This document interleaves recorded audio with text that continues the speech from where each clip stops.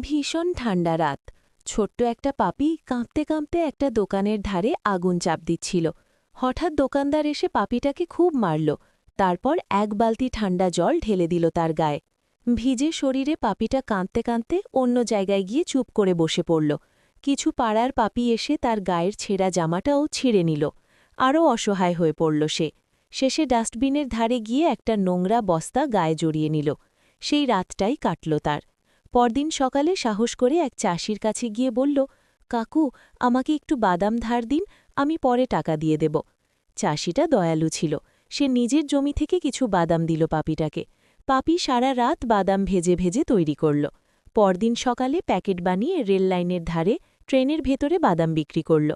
ধীরে ধীরে অনেক টাকা জমল। সে নিজের জন্য গরম কাপড় কিনল আর গরিব মানুষদের ঠান্ডার বস্ত্র দান করল। একদিন যে পাপি ঠান্ডায় কাঁপছিল, আজ সে অন্যের ঠান্ডা দূর করছে।